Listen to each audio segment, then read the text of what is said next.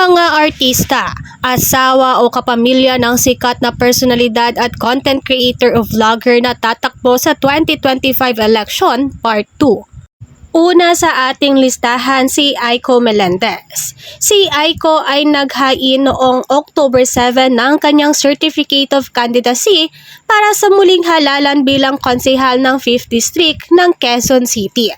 Kasama niya ang kanyang boyfriend na si Jay Kung Hoon na tatakbo din sa halalan 2025. Si Aiko Melendez ay super supportive din sa kanyang boyfriend na si Jay Kung Hoon.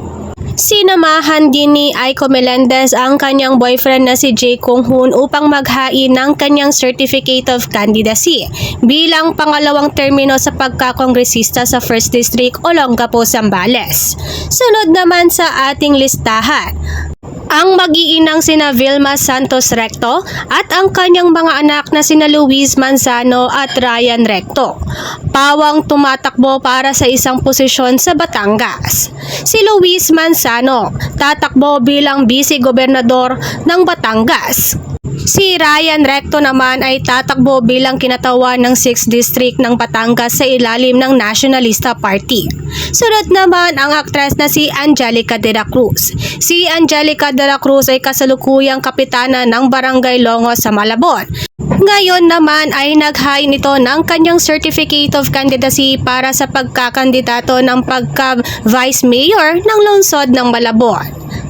Siya ay sinamahan ng kanyang kapatid na si Mika de la Cruz at asawa nitong si Nash Aguas.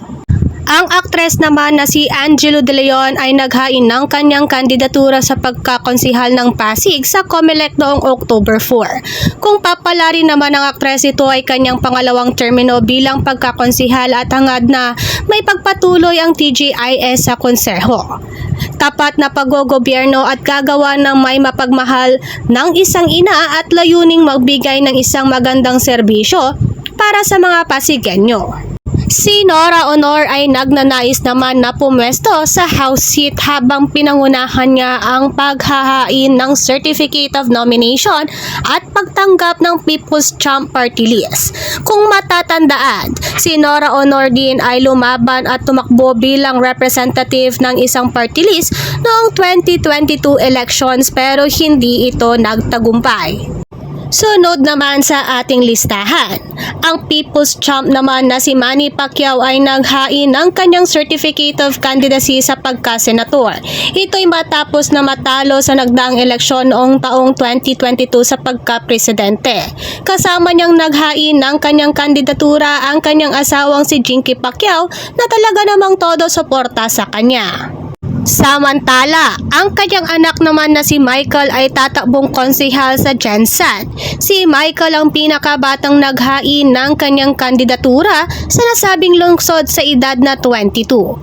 Sinamahan si Michael Pacquiao ng kanyang ama at ina sa paghain ng kanyang Certificate of Candidacy. Tatahak din sa politika ang anak ni Isko Moreno na si Joaquin Dumagoso. Siya ay tatakbo bilang konsehal sa Tondo, Manila. Sinamahan naman siya ng kanyang amang si Isko, pati na rin ang kanyang ina at mga kapatid ay todo suporta sa kanya. Naghain din ng kanyang Certificate of Candidacy si Willie Revillame. Siya ay tatakbo bilang senador ng Pilipinas.